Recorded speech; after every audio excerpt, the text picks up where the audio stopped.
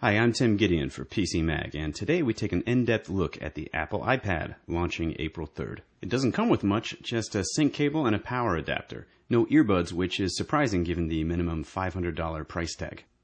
On the top panel, we have an earphone jack and microphone. That's not a reset pin. And this is the power button. And on the right panel, this switch locks the accelerometer for when you don't want the screen to shift when you move the iPad. Below it, volume controls. The bottom panel speaker gets pretty loud, but don't expect serious bass, and in the center, the 30-pin connector for docking and computer sync. Browsing with Safari is fun and intuitive. You can zoom in and out just like on the iPhone, and a control on the toolbar allows you to open the most recent or popular sites you visited with one tap. For the most part, pages load quickly, although on my 802.11g router at home, it's not always lightning fast. My only real gripe is no Flash support, still, which means no Hulu, and some sites with animation won't load. The Mail app is easy to set up with support for Microsoft Exchange, Gmail, Yahoo, AOL, and MobileMe, but unlike the others, Gmail won't push your mail unless you set it up via Microsoft Exchange. Since Exchange can only run one account at a time, you wouldn't be able to access your corporate email if you did that. That's more of a knock on Gmail than the Mail app, however. Saving attachments like photos is easy. They get filed away in the Photo app. You can download Word documents sent via email and convert them to Pages files too. Pages does a great job of making a near identical file. You do your work, save, and send it out again if you want as a Word doc via the Mail app. I typed my entire review this way. Speaking of the Photo app, it looks amazing. Photos are organized individually or by album, and you browse quickly using this scroll bar. You can also organize by events or places, which drops pins wherever your photos were taken. A great feature for travelers and maybe private detectives. You can also browse by events or faces. Look, this is our friend Liz. Hey, Liz. One stealth use for the iPad might be as a digital frame when you aren't using it for anything else. The 9.7-inch screen's 1024 by 768 resolution does wonders for high-res images. The screen size allows for more information to be displayed at once, hence the iPod app looks similar to iTunes on your computer. Clicking on an album will display full-size artwork. Tapping on it again gives you track lists, which you can then tap on to play. For some reason, Apple opted not to use Cover Flow, the horizontal browse by cover option that looks so cool on the iPhone and iPod Touch. Seems like it'd be a perfect fit here, but oh well.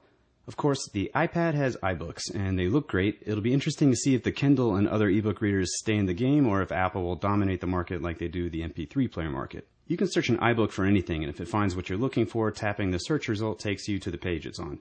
You can use the search tool for Google and Wikipedia results too. You can also copy images, create bookmarks by tapping and holding on a word, and later you can navigate by the table of contents or your bookmark list. You saw me make that one. The store is hidden behind the virtual bookshelf, and there will be around 60,000 titles available at launch. You can even download a book sample for free, just like I just did, and peruse a couple chapters to see if you like it. By the way, you have to download the iBook app. It's not preloaded on the iPad, but it is free. The Maps app is one of my favorites. Search a location and search for what you want to find there. In this case, bars near Yankee Stadium. Pins drop, you select one, and you get more info. You can even monitor traffic conditions on this app. Not bad. Keynote is one of 3 iWork apps. I'm not an expert with PowerPoint, but I made a presentation, granted a pretty weak one here, within a few minutes. Numbers is for creating good-looking spreadsheets. I found it a bit less intuitive than Keynote. And Pages, which we checked out earlier, was mindlessly easy. All 3 iWork apps are $9.99. We checked some beta versions of third-party iPad apps, and they're pretty impressive. The Marvel app will guide you bubble by dialogue bubble through a comic book if you wish, or you can just zoom in on images. This periodic table app blew my mind. If I had this when I was a kid, maybe I would have been a better student.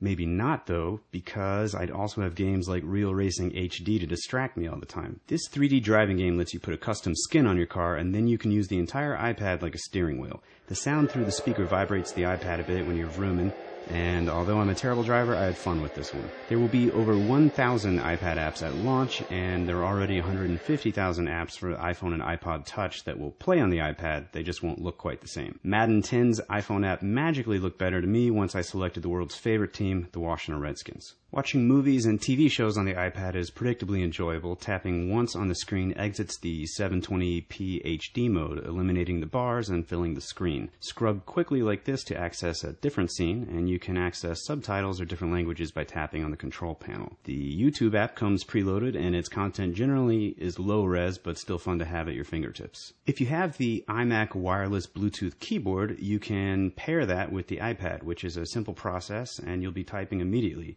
But you cannot pair the Magic Mouse or any other mouse for that matter. There are plenty of accessories, however, specifically for the iPad. Perhaps the coolest is the keyboard dock, which charges your iPad while you type on a real surface. The Wi-Fi only iPad comes in 16 gigs for $499, 32 gigs for $599, and 64 gigs for $699. We've yet to test the Wi-Fi plus 3G model, which is $629, $729, or $829 for the same capacities. And keep in mind you'll have to pay more for 3G coverage as well. There's more to know. Check out our written review at PCMag.com, and thank you for watching.